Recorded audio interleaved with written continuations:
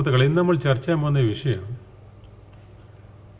നമ്മുടെ ദുൽഖർ സൽമാൻ്റെയും പൃഥ്വിരാജിൻ്റെയും കാറുകൾ ടാക്സ് അടച്ചിട്ടില്ല എന്ന് പറഞ്ഞിട്ട് ഇപ്പോൾ പിടിച്ചല്ലോ.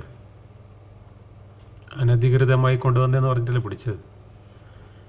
ഈ കാറുകളെക്കുറിച്ച് ദുൽഖർ സൽമാൻ്റെയും മമ്മൂട്ടിയുടെയും കാറുകളെക്കുറിച്ച് ഞാൻ ഇതിന് മുൻപ് ഒരു വീഡിയോ ചെയ്തിരുന്നു.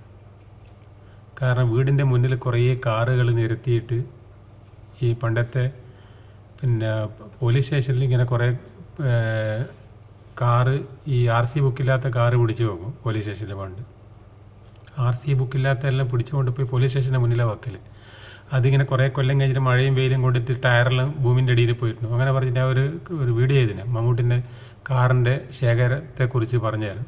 വീടിൻ്റെ മുന്നിൽ ഇങ്ങനെ കുറേ കാറ് നിരത്തിയിട്ട് അത് കണ്ടിട്ട് ആസ്വദിക്കൽ. അതിലൊരു സാഡിസ്റ്റ് മനോഭാവമാണ് അതൊക്കെ. കാരണം തൊട്ടടുത്ത് പാവങ്ങൾ, സൈക്കിൾ പോലും ഇല്ലാത്ത പാവങ്ങൾ ഉണ്ടാകുമ്പോൾ അവരെ മുന്നിൽ ഇയാളുടെ കാറ് 10-25 കാറ് പുതിയ വലിയ വിലപിടിപ്പുള്ള കാറ് വെച്ചിട്ട് അത് കണ്ട് ആസ്വദിക്കൽ. അപ്പോൾ അതിനാണ് നമ്മൾ സാഡിസ്റ്റ് എന്ന് പറയും. കുറേ പണം ഉണ്ടെന്ന് വിചാരിച്ചിട്ട് എന്ത് തെമ്മാടിത്തരം കാണിക്കാൻ പാടില്ല. കാരണം പണ്ട് ആൾക്കാർ പറയുന്നുണ്ട്, പിന്നെ കള്ളുകുടിയന്മാരോട് ചില കള്ളുകുടിയന്മാർ കള്ളു കുടിച്ചാൽ വയറ്റിൽ തന്നെ കിടക്കും, പ്രശ്നങ്ങൾ ഉണ്ടാക്കുമല്ലോ. കള്ള് ഷാപ്പിൽ നിന്ന് നേരെ ഇറങ്ങി വീട്ടിൽ പോയി സൈലൻ്റായി പോയി, അങ്ങനെയുള്ള ആൾക്കാരുണ്ട്.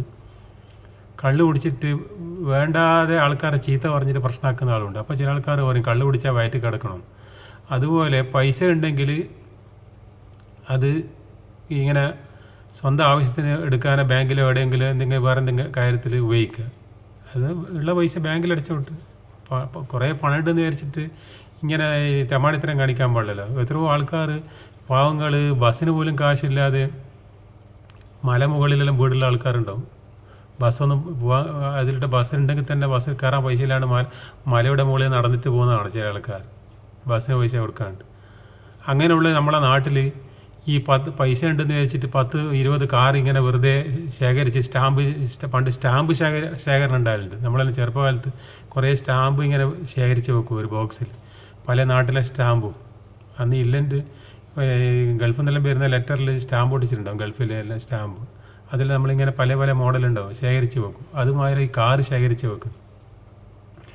അപ്പോൾ ഒരാളെ പൈസയില്ല, അയാളെ പൈസ ഉണ്ടെങ്കിൽ അത് കുടിച്ചാൽ വയറ്റി കിടക്കണം എന്ന് പറഞ്ഞാൽ അവരെ പൈസ ഉണ്ടെങ്കിൽ അത് അയാളെ കയ്യിൽ വെക്കണം. എന്നല്ലാതെ ഈ ജനങ്ങളെ ബസ്സിന് പോലും കാശില്ലാത്ത ജനങ്ങളെ കണ്ടിട്ട് ഈ കാറിങ്ങനെ നിരത്തി വെച്ചിട്ട് ആസ്വദിക്കുകയല്ല വേണ്ട. സ്വന്തം കാർ ഇങ്ങനെ കുറേ വില പിടിച്ച് കാറ് 10-25 കാറ് വാങ്ങി വെച്ചിട്ട് ജനങ്ങൾ, ഇതെല്ലാം ഗവൺമെൻറ് നിരോധിക്കേണ്ട കാര്യമാണ്. ഒരു വീട്ടിൽ ആവശ്യത്തിന് എത്ര കാറുണ്ടെന്ന് പോയി അന്വേഷിച്ചിട്ട് അവിടെ